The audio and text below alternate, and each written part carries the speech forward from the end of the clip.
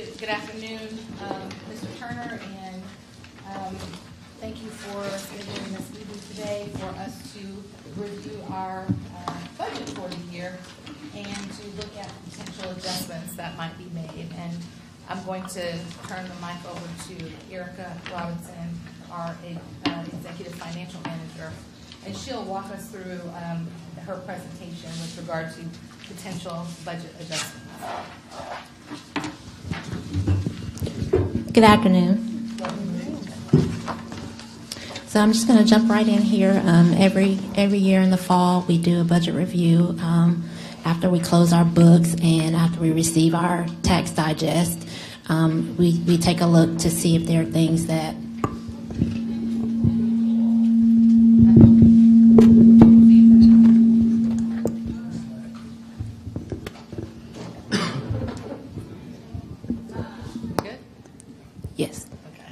Okay, so we take a look to see if there are things that we can adjust moving forward. So that's what I have here in the presentation. There are 4 charts that we have of potential budget adjustments that we would like for you to review on this evening. The first thing I want to say about all of the charts, if you look on the second page, you'll see down at the bottom where there are a few notes, A, B, and C. That's going to be consistent among all of the charts. That these are items that we either know for sure or that we are anticipating in future years. And so the first one, item A, this is the when we received our final tax digest, our tax digest did increase a little bit more than we expected it to. And so the result is just about approximately a $3 million increase in revenue for FY18. And as you know, we didn't have our tax digest when we do the budget in the spring. We don't have that. So this is to show the amount of the tax digest increase. Item B is the increase in our non-certificated health insurance cost. As of yet, we have not received word for FY19 or 20. However, in FY18, we only experienced a half of a year increase. So that other half of the year is going to come in FY19. So that's why you see that there. And then item C, we have received word that the Trs contributions are going to increase. The percentage is currently 16.81. It's going to increase to 20.91, and that's the employer portion. We do receive funding from the state, but it does not cover everybody. So the board does have to pick up some of that cost, and so that's what that is. So you'll see those amounts on in all of these charts. Chart A is no adjustments with the exception of the tax revenue, but no expenditure adjustments. So you will see on Chart A, if we were to have no adjustments, at the end of 2020, we would have approximately just over $17 million in an ending fund balance.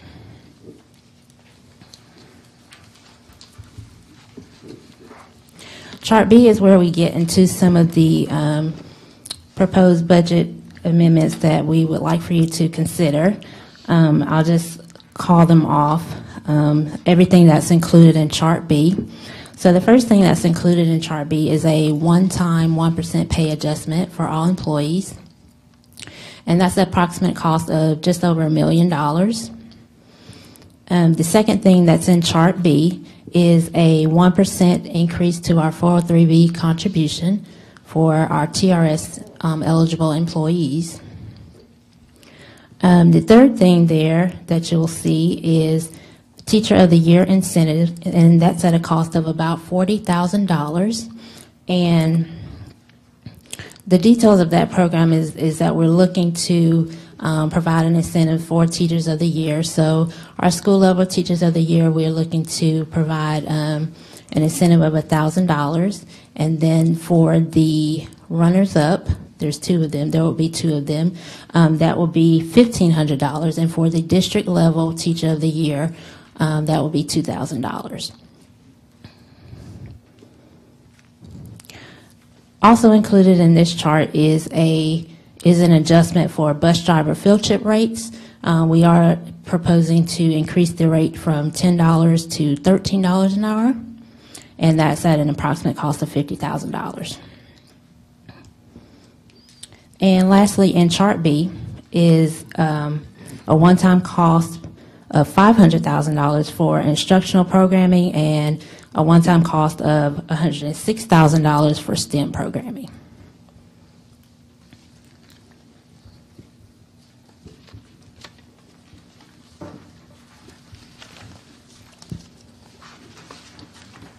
Can you ask a question? Yes. Statement that the bus driver field trip was $10 an hour. Is that correct, Mr. Ball? Yes, sir. That's the current rate. Thank you. Moving on to Chart C. Chart C is going to have everything that Chart B has in it, and it is also going to include an adjustment for substitute teacher daily rates. And we are proposing to increase that rate by $10 a day. And also for retired Newton County teachers, we would propose to pay them $110 a day.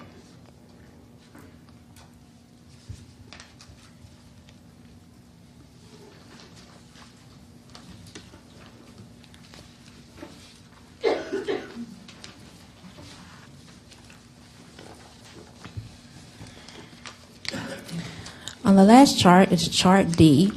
It's going to include everything that's in Chart C, and it's also going to include a one-time cost of $125,000 for employee recruiting incentives. And this is an effort to recruit and retain teachers, and so we are looking to make our employees recruiters.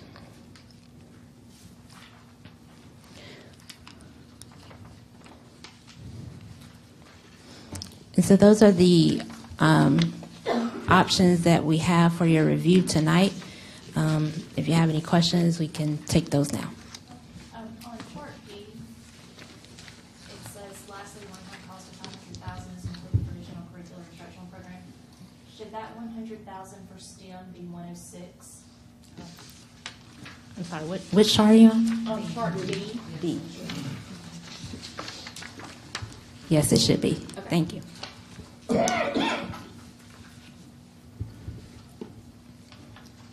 But it's factored in as 106 in all charts. Yes. And all the charts? Yes. So the numbers are correct, we just need to correct this. Okay. Yes.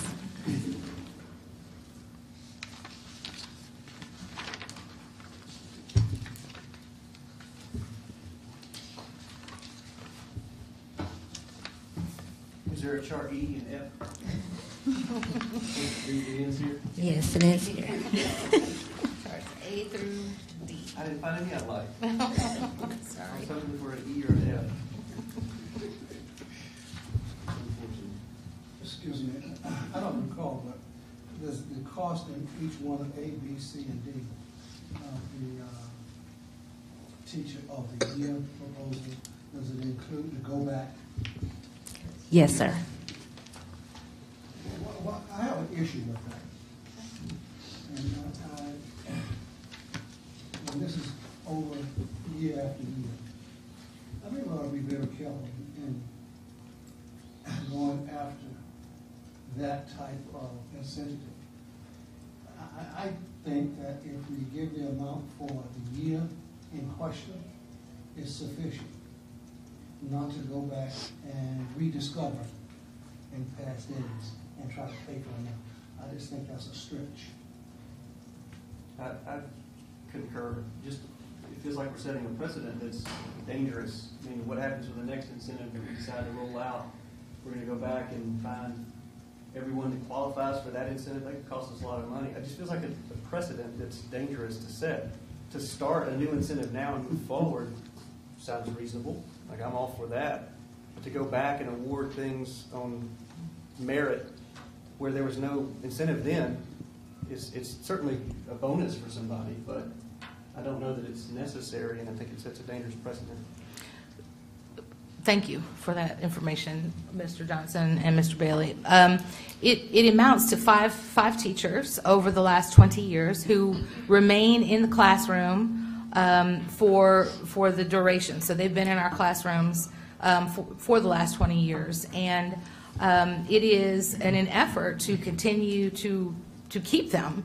I know that there are other systems looking at similar types of incentives. And they may not be the teacher of the year in another district, but they certainly are. They were representing the district and as a teacher of the year here. And I just feel like my personal opinion is that I would like to go back and recognize the hard work and dedication of those teachers who are identified as our district teachers of the year in the past. I certainly understand your perspective, though, and I appreciate the feedback, but I'm not trying to set a precedent, but I am trying to create a program. And I say when I say I'm representing everybody in the room. We are trying to create a program that recognizes all district teachers of the year who have remained in the classrooms teaching students. And in 20 years, I think there are 5 in 20 years, and if you include this past teacher of the year, that would make 6. And all of those other 15 didn't leave the district and go someplace else necessarily. They may have retired or were promoted into other positions. Part of the goal, too, is beyond recruitment and retention, but one of the areas that we lose our superstars teachers to is to administration.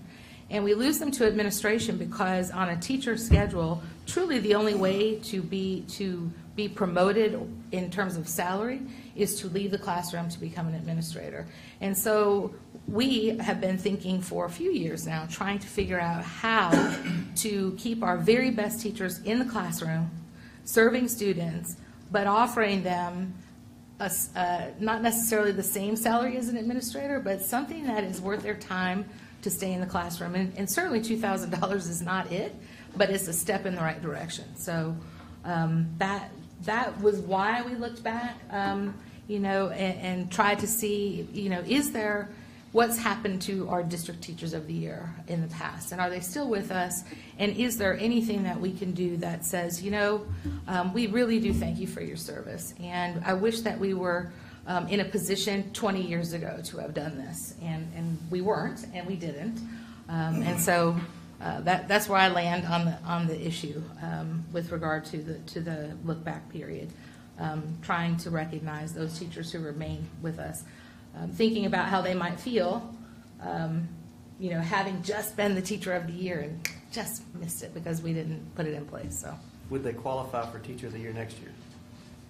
The district teacher of the year? I mean, would they all still be? No. Why not? You have to go at least 2 years without. Well, once you've won teacher of the year, you can't be elected again for 2 more school years. Would we change the criteria for teacher of the year based on now having an incentive, an award? I don't know if the teacher of the year criteria is similar to the state criteria of the year, teacher of the year criteria. I would have to look into that to see. I'm not sure about the state, but our criteria has said that once you're a teacher of the year, you're not eligible for the next 2 complete school years. Is that true if they were to move to, say they were moved from Live Oak? Yes, when It's we all do within the the teacher of the year elections in the spring, I will send out the complete list of the winners from the past 2 school years because of that reason, because sometimes they do transfer to another school. I do have one question that this conversation just made me think of. What happens, say, for instance, Samantha was teacher of the year 2 years ago. She moved to another district or had to move because of work or something, and then she comes back.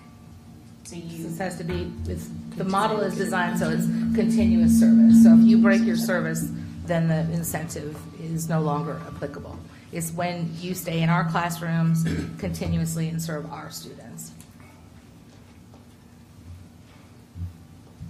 And I know you and I've already talked to you about this because I had a concern about the criteria Yes. of the selection process, and I think this would apply to going back, looking back.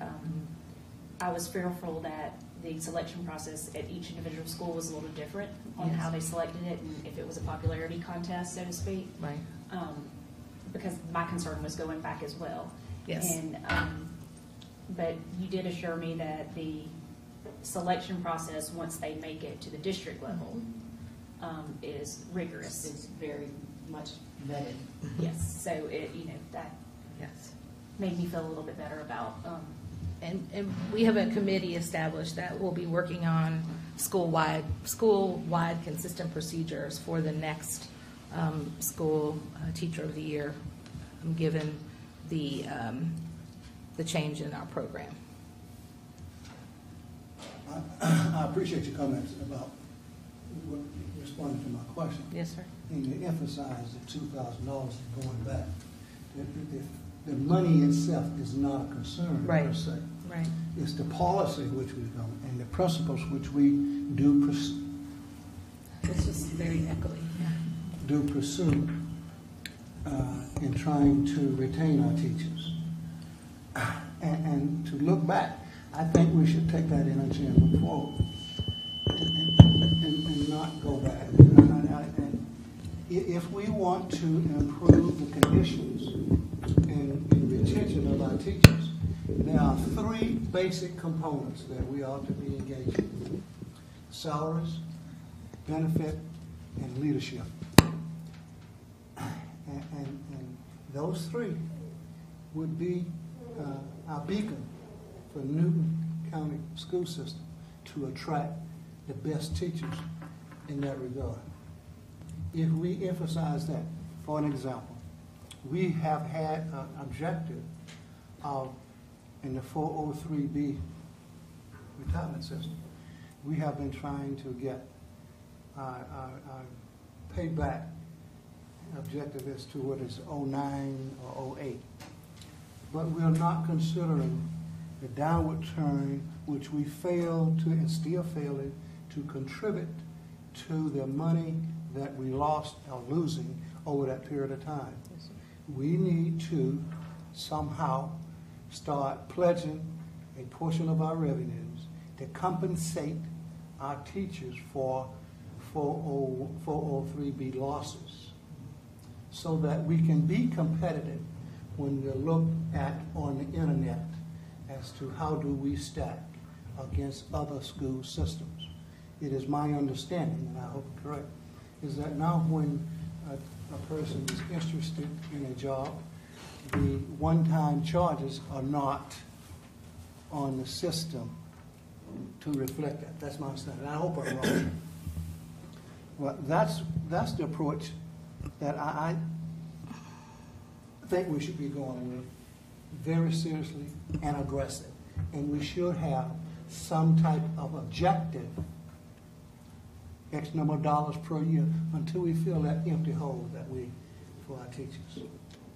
And another question I'd like to answer, the people that retired, were they punished because we had a low in making a contribution to the 403 plan? If we had stayed constant, what amount would they have gotten versus what did they get when they retired or retire now? Is that an impact that we can show in our numbers?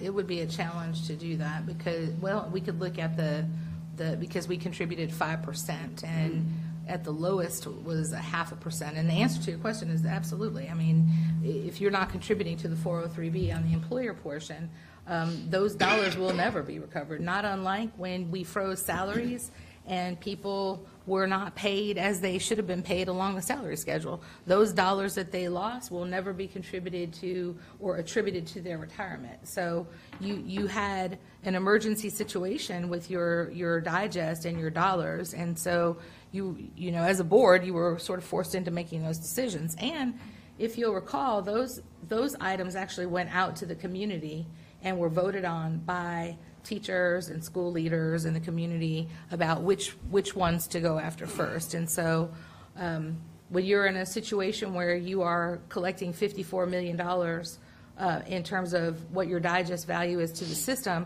and overnight you lose $15, $16 million, you have to make some really tough decisions about what you do with those dollars to best serve the children. And I think that at that time period, I think the decisions you made were good decisions. And I also believe that we've made some really great decisions since then in an effort to try to restore things to where they would have been. It still doesn't make us, where we wish to be, but we are in much better shape than we were even 5 years ago. I would also say that, recognizing our district teachers of the year and financially supporting them as long as they stay in the classroom. Most of our teachers, and even our teachers of the year, have little option to earn any sort of outside dollars. Coaches get a supplement for coaching. Teachers who are not teachers of the year get paid the same salary as those who are district teachers of the year. And this sort of gives them a differential, and I think it will be meaningful to our district teachers of the year in terms of the stipend that they would receive. I just feel very strongly that when you have so really strong teachers who are identified as the district representative, who are stepping out and also representing the system at the state level, that there should be some sort of recognition from the district. I also think as a classroom teacher, a former classroom teacher, I would have aspired to, I was selected as, nominated as Teacher of the Year on several different occasions. It wasn't really that it was nice and it was wonderful, but if I had the opportunity to earn the salary that I would have earned as an administrator, I would have stayed in the classroom. I would have stayed teaching. Because that's where my heart is. My heart's with the children and making sure that they get what they need. And I want to encourage teachers who are just like us, many of the people in this room, to stay in the classroom by incentivizing them to do well with your students and to become the district teacher of the year. And if I had 1,300 of those folks pushing hard to be the district teacher of the year, this system would be unstoppable.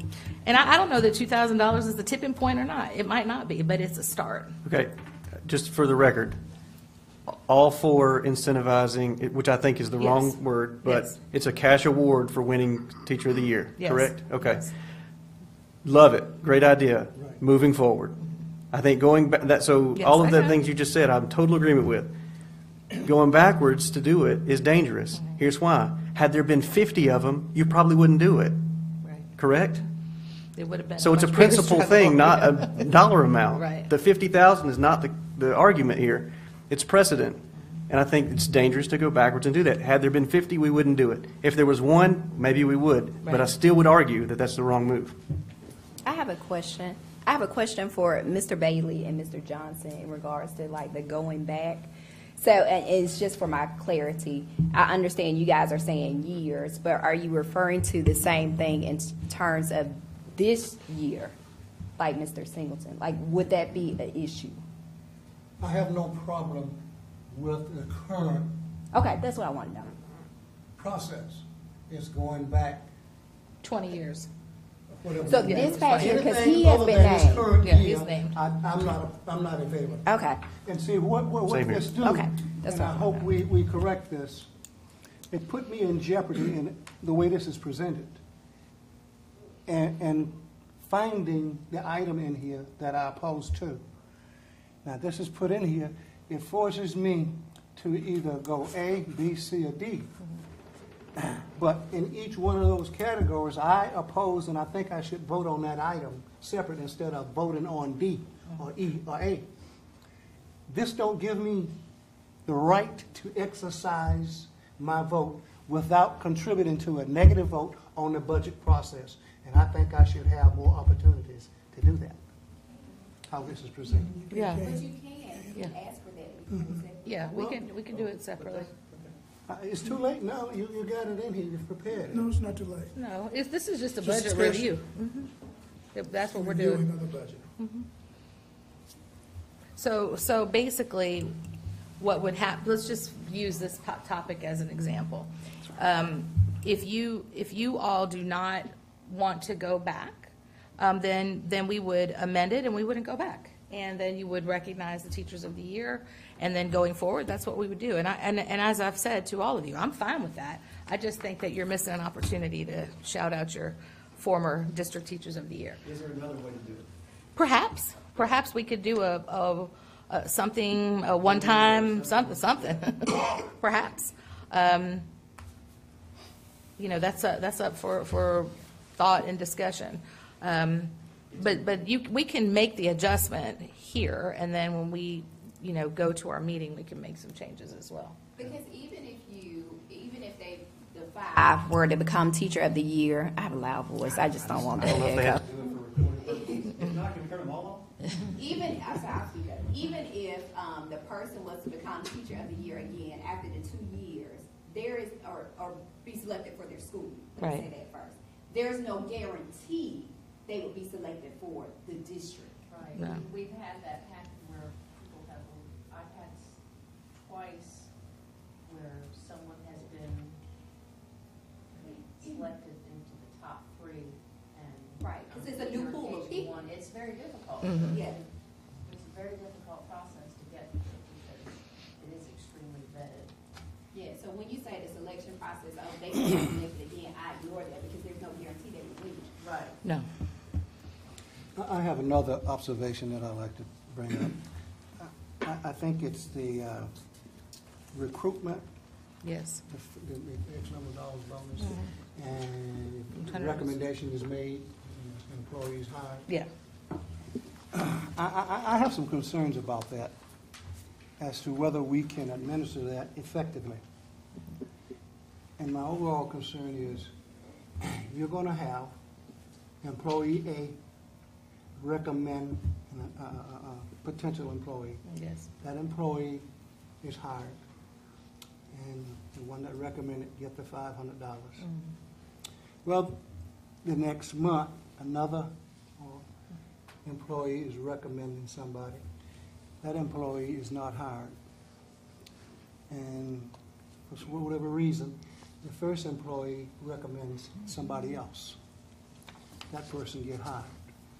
We just lost the employee work base because we are going to be accused of friendship, and it's just going to deteriorate the trust in the leadership. And you're going to get backlash like you won't believe because they will have no confidence in that process. Well, Ms. Sanders will be developing the process, so. Yeah, I'll be taking feedback and getting input prior to doing anything, so. Through We'll try the, to get some employees as well to let us know what they would think would be appropriate in terms of the process and finding out how they're notified whether or not they'll receive the referral. Do we have any data to even begin having this conversation? Like, when we have data that this works at other schools? well, I think you're going to start seeing this happen in surrounding districts. So we're going to be I believe that. blazing the trail. I think that there'll be other people right alongside of us that will be doing, pardon me?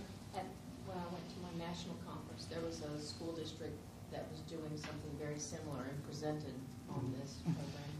I know this exists in the workplace, so we're not foreign to it, but Right. has it worked in education? I mean, We've not tried it, so it could work and not work. We'd have to, I mean, what we're doing now in terms of recruiting and retaining teachers, this is just another opportunity to recruit teachers. Well, let me ask you this. So, using, Due to the fact there's going to be vetting through you, wouldn't it serve better to, if a person signs up during our recruitment days, to give them a signing bonus, which would, in essence, do the same, giving the money to the person that applying for the job if they pass everything instead of the employee, because you have to vet them anyway. Well, we already have that in place. For any new Right. hires, they do receive that incentive. Right. But anecdotally, we do receive referrals from employees all the time. So my question is, are we paying additional money for something that's already been done? Because they're going to be vetted through you? We do receive referrals, and we do hire some of those individuals who employees refer. They don't get an incentive for doing that, so I couldn't tell you how many people we're losing. I mean, they may also be referring someone to another district because they have other friends that are teachers. So we're hoping it will pique people's interest enough to say, if you're a teacher and I know you're looking for a job, you should come and check out Newton County, apply, go to some interviews and see if you can find a school where you would be a good fit, instead of going to another district. Do the same I guess thing. my question is that's why I think we need to have in place attractive things in place to attract people, like the retirement, the salaries, and things of this nature. Because if we do referrals and the benefits and the salaries and other things are not there, they're not going to come here anyway unless they just want to. So that's, what I'm looking at. I agree. I feel like everything presented is like Debbie Downer over here. That's okay. I know you guys put hard work into this, but I think to make a decision for us, I'm going to speak for myself, to make a decision on this amount of money, I know it don't sound like a lot, $125,000. We're talking about now, $125,000. Yes. But we don't have any data that says that this is going to be a great thing. We're going on anecdotal stuff. The workplace, corporate workplace does it, so let's try it. But we don't have any data that says, hey, this is what other systems have done, or even this is what General Mills does. Like, we have nothing other than let's just rubber stamp $125,000 and see what happens. I don't feel comfortable doing that, and I don't feel comfortable answering to my constituents of, yeah, we increased it. We had some money, so we played with it. That sounds, I don't mean it like you're playing with it, or anybody in here is playing with it. I just feel like we got to have a lot more information than let's give it a try. I concur with you. And I want to use a basketball analogy here. You got to play the fundamentals in order to play basketball. You got to know the fundamentals. And in retaining employees, based on my experience, and that's what I'm relying on, and that's the best teacher, for as I'm concerned, of all, experience. It's the best one. Although there are others. Salary, benefits, and leadership, they are the core game that you can play to retain your best employees. And I emphasize best because on the leadership, we don't want anybody to hang around under the gold waiting for a paycheck. They got to earn it. So that's what, and to reinforce that. So once we start deviating from those three principles, we're looking for additional management resources that you got now to spend your valuable time, or somebody assigning somebody to keep up with this function, managing. We shouldn't be doing that. We already got the best core available. We got to enhance it. Put our money back in the 403. I see, if I'm looking at the one, we got a $17 million reserve fund. We never had that before. So why don't we give them, instead of a 1%, why don't we up it to 2.5% and start having something that the public can see, future potential employees that can see we're working on this issue. 1% is just not going to get it. We got the funds more than we ever had since I've been on this board. And I think we ought to spend more than we've been spending since I've been on this board. I agree with Mr. Johnson. Now, I can't believe it. girl, we are improving. However, I don't agree with the 2.5%. I don't know what the percentage should be. And it actually was 2011 with that 403B, because that was my first. It was what now? What year? 2011. That was my first year on the board, and it was a 4-1 vote because I was the one who disagreed with taking it away to begin with. But since then, we all have been in agreement with trying to increase it to get it back up. And so, I mean, I really am in for increasing that because it's hard for people to retire and to survive. And really, and you pretty much, a lot of school systems match or they do other things, So I think that would be great if we could kind of invest there. In terms of the employee incentive for referrals, I think I pretty much, except when I worked for the state, I pretty much worked, all the places I worked in the workplace had an employee referral, and I never referred anybody. So, I mean, I don't know if it's used quite that often. That's good. We'll save the money. Yeah. If we don't spend all the money, that's great. Yeah. So, You don't give any out. but if we use it somewhere where it can be used all the time, such as in a 403B, that's even better. That does say to your employees that you care about them and that you want them, I hate to see people retire and then they have to come back to work. And that does exist. Yeah. And just for the record, the 403B contributions for non-certificated staff, we have not changed that. So that has been the same contribution the whole time. So the only folks impacted are those who are certificated in TRS. So that's why we're meeting.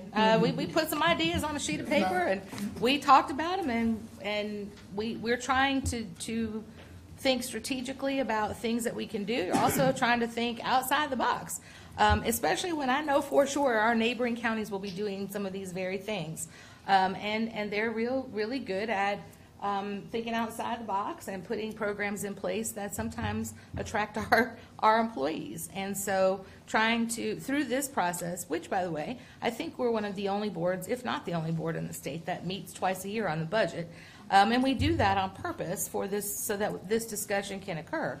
I don't think anybody's feelings get hurt if we change things around. We want to do what's best for our system. We just want to put out there some ideas that are different than what we've done in the past. We've had the Teacher of the Year program as long as I've been in the district, and years before that as well. This is the first time that we're even talking about thinking through potentially adding something to bring a different kind of value to our Teacher of the Year program. This is a great problem to have, right? Absolutely. I mean, it's a good conversation. It's a good discussion point. But the 403B account, we also have to remember, though, that what the future holds, we don't know. And as you restore things, you have to be able to sustain them. Otherwise, you wind up doing things like furloughing teachers or taking back the things that you gave them, which is why I am a fan of the model that is slow and steady, do things right so that you can sustain them for the long haul, which is why we are in the position we are in, which is why at this point in time, the recommendations probably look a little bit different than they might look in a spring budget. And if you don't like any of the things that we've recommended, that's fine too. We just adjust them. That's why I said with the Mr. Johnson, I don't know about the 2.5%. Yeah. Because it's something that has to be sustained yearly. I had to use a percentage so I can get the crowd excited. Well, and you have to, and you have to keep in mind too that what we look at through this process is all employees, not just a certain classification of employees. So when you look at the recommendations, you're looking at certificated staff, you're looking at substitutes who are employees, you're looking at students who need the benefit of the dollars that are generated, you're looking at bus drivers, you're looking at all employees across the system and transforming them into positive megaphones about your system, because if you're trying to recruit people to your system, the last thing you say is something negative about it. So you have the potential of recruiting teachers, utilizing the horsepower, so to speak, of your staff members to bring people into the district that might not have otherwise joined our team. So outside the box thinking, and I understand your skepticism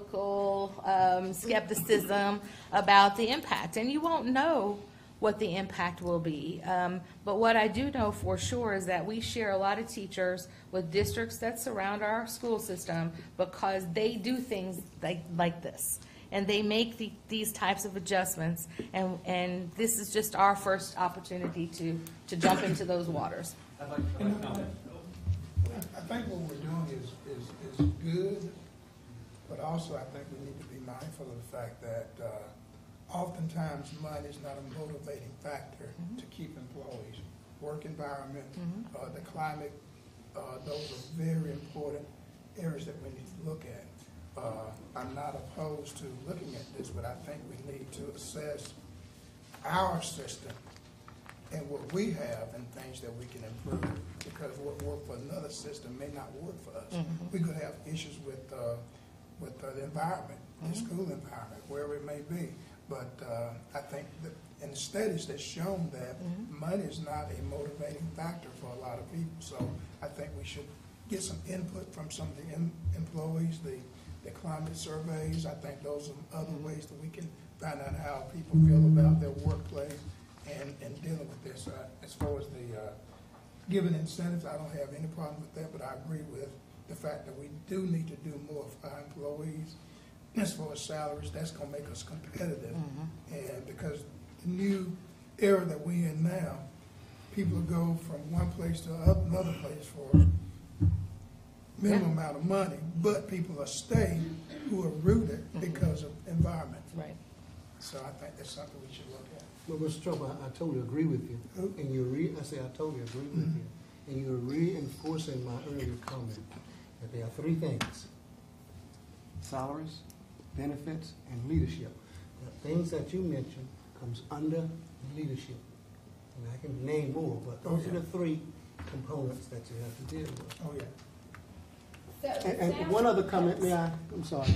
Go ahead. That on the $110 for retired employees. Yes. I don't want to be the one that bring up the negativity on it, but I think you're going to have a little success in getting more people to come back, because you'd be surprised with that $10 or $15 how was the value they put into it. But I think what you're going to get a bunch of former employees that now are becoming very vocal, and they're going to say those things to you that they would not say as long as they were actively employed. So you're going to get some pushback, and I told you so. Well, that's what I did over there, and they're not doing it over here. You're going to get that. And that may be healthy, but I think we ought to know we're going to get more of it. And if we handle it right from a leadership perspective, I believe it will be beneficial. But we got to recognize it and deal with it as it is. You're going to get it because they're free to speak now, and they have security. You can't do anything to them but tell them to go home on their second job. So you're going to get that. Thank you. They'll get 110 that first day, though. So I was going to say, or ask the board, because it sounds like we like different pieces of different charts.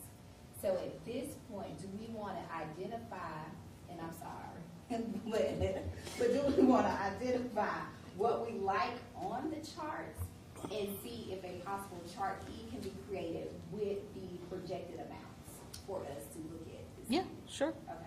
And I think while we're in executive session, probably Erica can make the adjustments. So it would be my recommendation to look at chart D and then identify the things that you think in chart D that you would like for us to back out or adjust. Yeah. And so if I heard you correctly, pardon me? We might use that in there. Chart E and chart F. Yeah. Okay. So if I heard you correctly, you with the Teacher of the Year incentive, you are good with everything except the look back. Go back. Okay, so then that would change that amount to a different figure, which we have the numbers. So we can adjust that figure. We would just do this year. Correct. 2,000 or 3,000. Yeah, so we would bring them, yeah, we would bring them in and then incentivize the District Teacher of the Year going forward. So it would adjust the figure for the Teacher of the Year, right? And then I guess we're good on the TRS 1%, yes? Yeah. Okay. That's a pretty significant chunk that will have to be sustained in the future. Excuse me.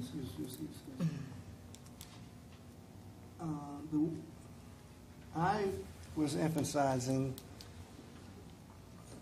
more or less the one-time pay adjustment, not the 403. As I said, it was 2, and she challenged me. So Yeah. what would it be instead of, you didn't like the 2.5? Okay, wait, I'm saying, what would the percentage be? We're trying to come I up. don't know because it has to be sustained, so I wouldn't do it. I wouldn't jump in. He's talking about the first one. The Oh, first the one first time. one. So it'd be 2,100,000. If you did two- So the one-time adjustment is what you're talking about, not Oh, the that's TRS? not what Oh. I was speaking on. Well, I'm speaking of both of them. Okay. Oh, okay. So if you did, if you change that to 2%, what that would do is double that number. So it would be 2.1, 2.1. right? We get 2.1. Am I wrong? Double. Double the 1.5. Double. You got a 5 and- Okay, yeah, okay. Is that right? Okay. And then leave the TRS at 1%, because you want to be careful with sustaining.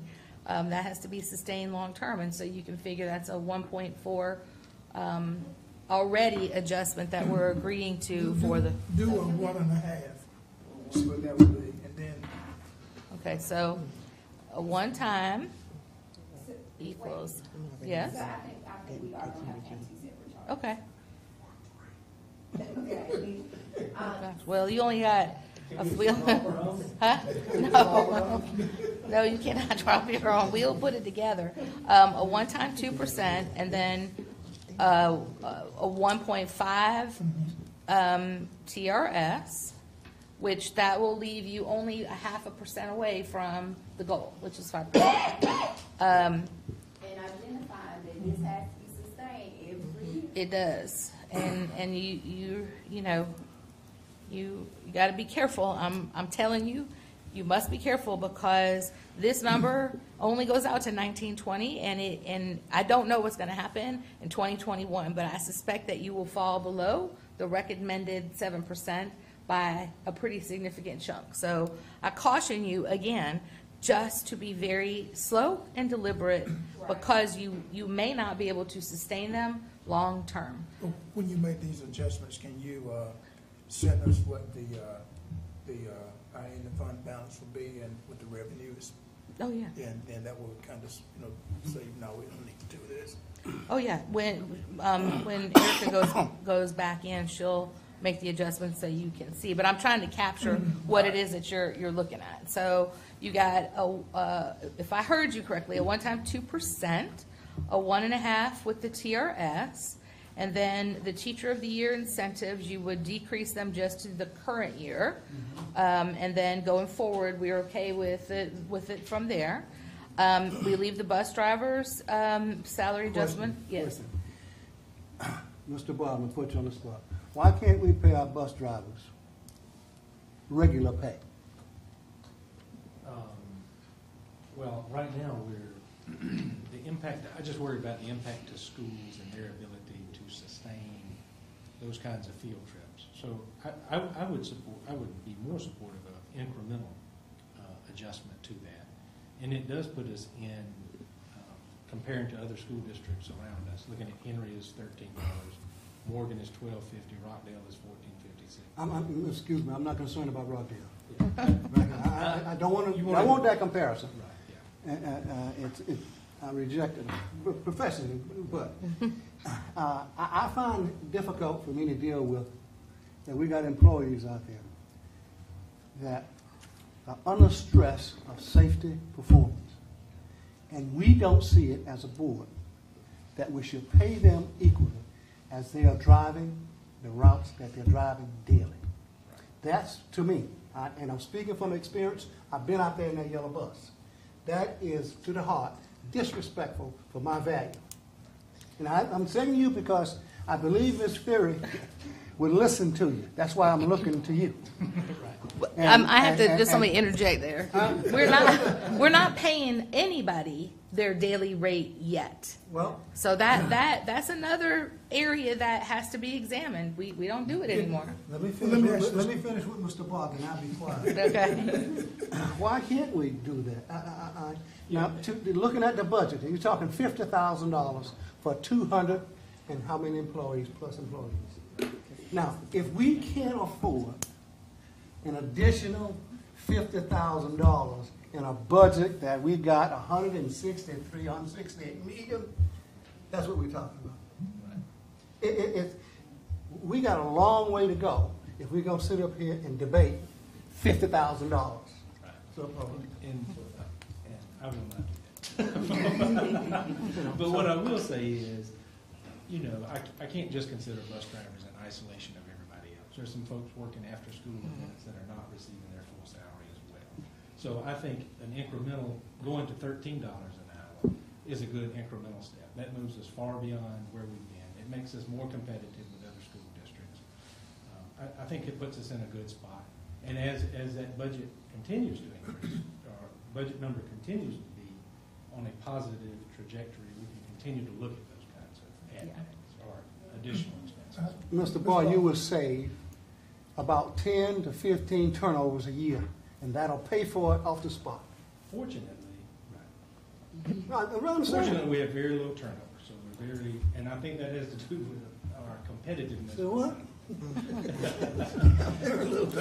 I bet you on that report tonight you got 10 on there to give you please. Compared to other schools. I'm not interested in anybody else. Well, let me ask you this. So I'm begging with my colleagues here.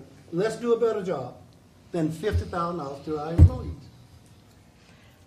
We can push that up to $15 an hour, and you're talking about $35,000 is what I'm talking about.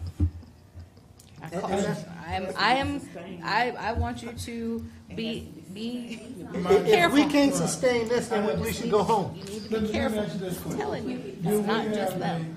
Do we have a shortage of field trip bus drivers? People volunteer. That's my So key. my, The so last my, word you said. so my stance here is volunteering. It's not a demand, number one. And number two, I think it shows good faith that we are looking at this and we're increasing it by $3.75. $3. So I think that's a start. And we need to reiterate that to them, that we appreciate what you are doing by volunteering to do these field trips. And to show our appreciation, we're going to give you $3 an additional hour pay.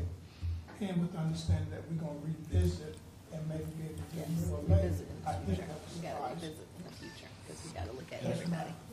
And I'm all in favor of folks making a competitive Right. wage. I really am. And I think this puts us in a good position for now and the Right. opportunity to examine it as we In the move future.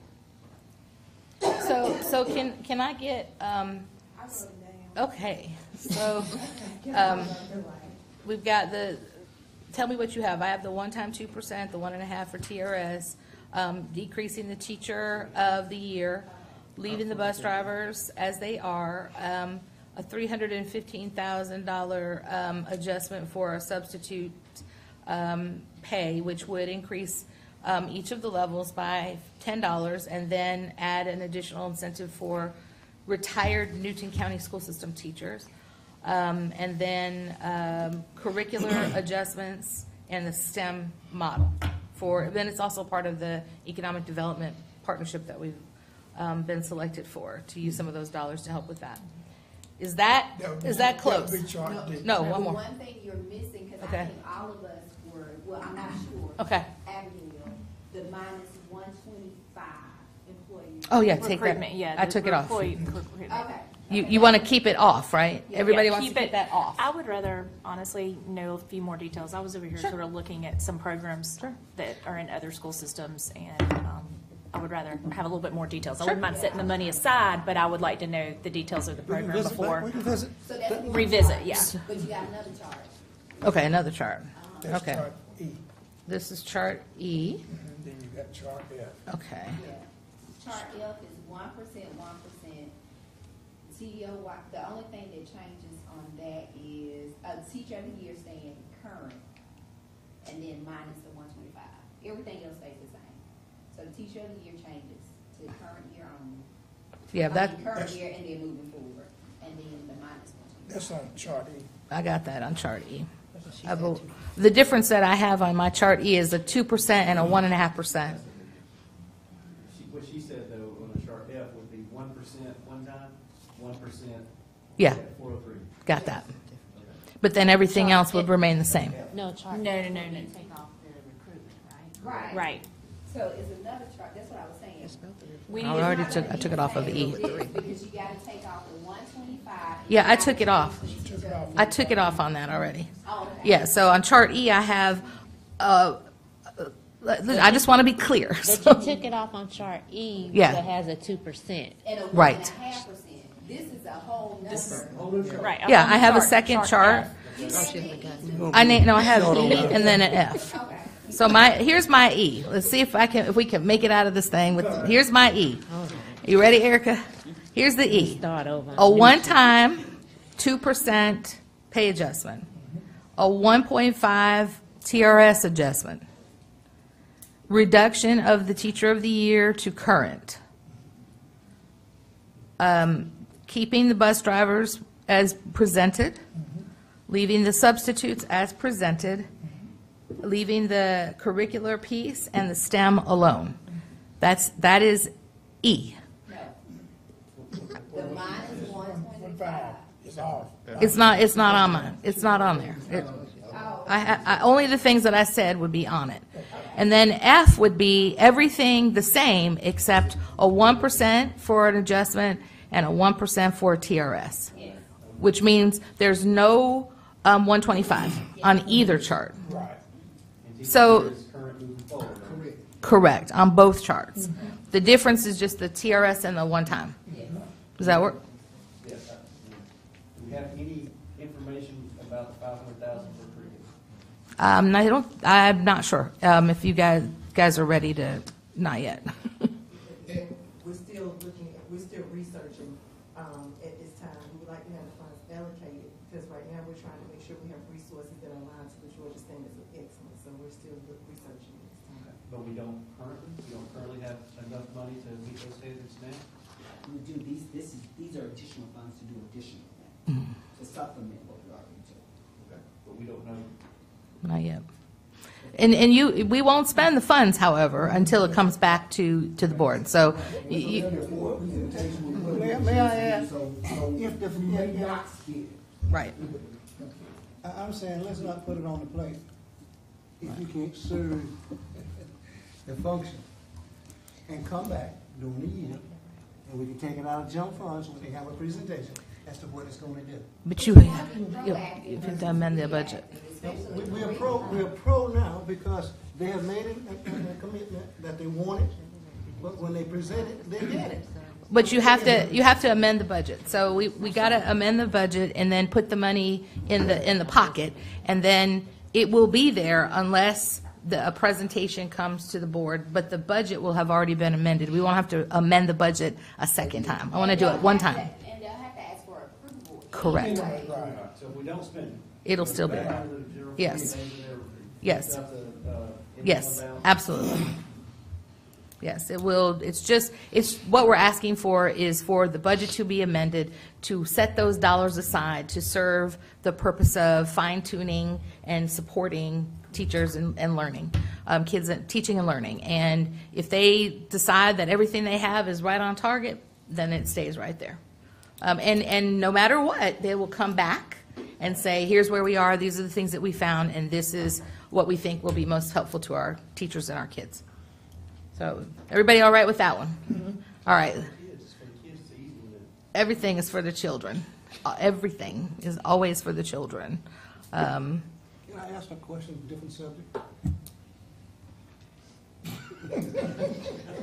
But it's pertaining to the budget. Mr. Johnson, I don't think if I said no that it would change your mind either. You are able to ask whatever questions you wish. I guess we got a learning process.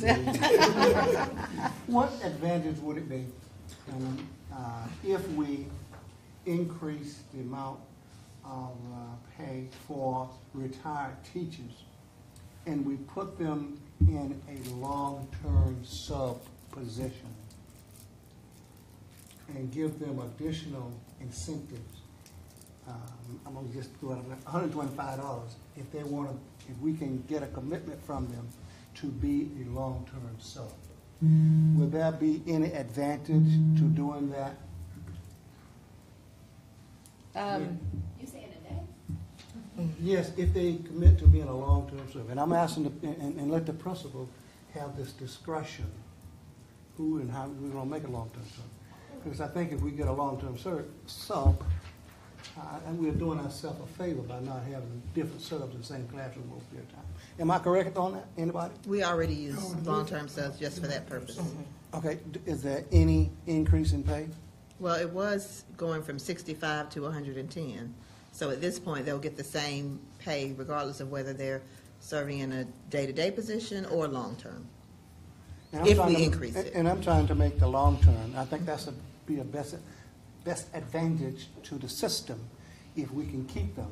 And I love your thinking. I love that idea. Except, I think we ought to put one foot in front of the other first, because this $315,000 could go up or it could go down. I think you want to wait, and then that would be a topic that we could come back and talk about in the FY19 budget if we need to make an adjustment from there. Because the numbers that are in the charts that show are presumptions, they are estimates, they are based on 33%, it could be 36%, so these numbers could fluctuate up or down a little bit. And so I would prefer, I think it's a great idea, but I would prefer to hold it until FY19 budget. Fine, put it in the basket and bring it forward. There we go. Take it to file. Thank you. Bring it up. I'm good for that. There we go. That's awesome.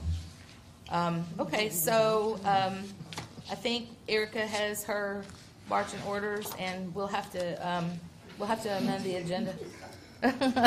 We'll have to amend the agenda this evening. So I'll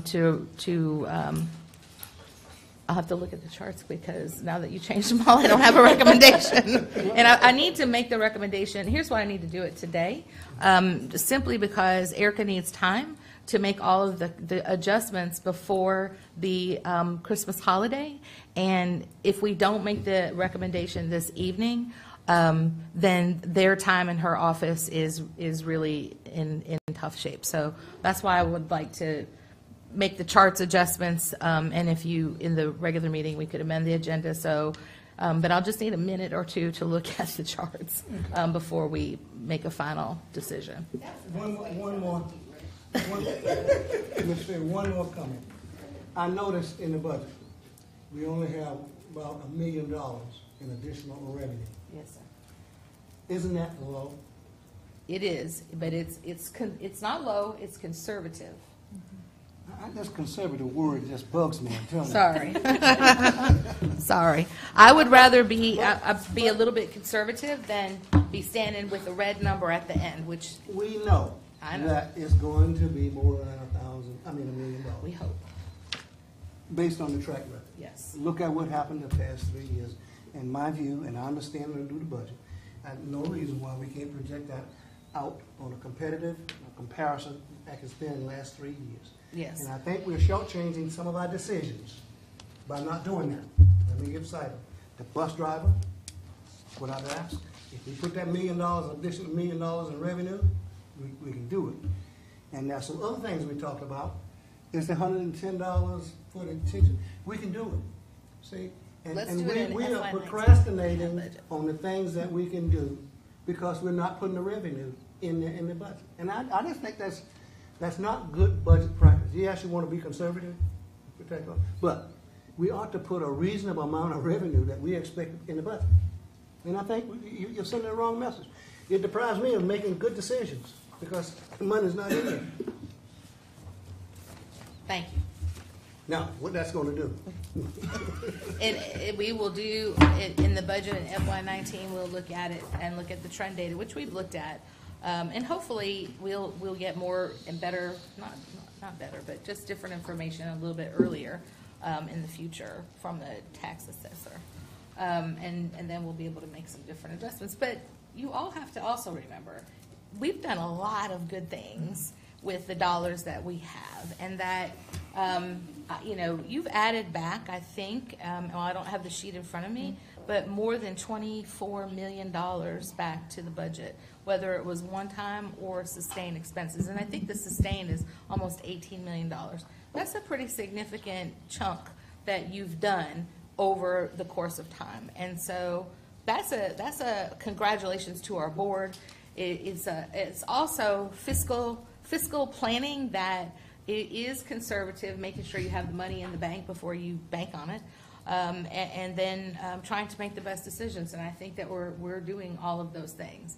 I know you want to move a little bit faster, but I am preferring to move more deliberately. You're in the situation you're in because we move deliberately, and so I appreciate it, and thank you for changing our charts and adding the E and the F. But I mean that really, when you think about it, it shows the teamwork that we have. We are able to take a chart and make the changes and move forward. So that's great. If anybody wants to get anything approved or increased right now, you need to do it right now.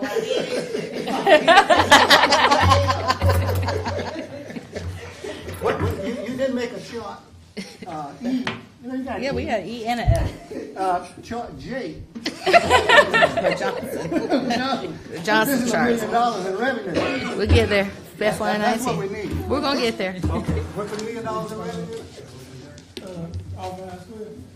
Okay, I need a motion to adjourn. So maybe. Motion by Ms. Collins, have a second. Second by Mr. Bailey. All in favor, aye? Stand adjourned. Always giving me a hard time.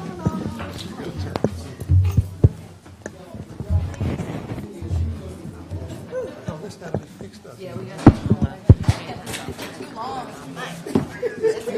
Kept us in here too long. Oh, well, we can go now. Do we have a long executive session? Do we need to move on? The only people who make it long are the 5 guys. You're going to blame it on that. I know, exactly. Well, then let's go get that one done. You got it?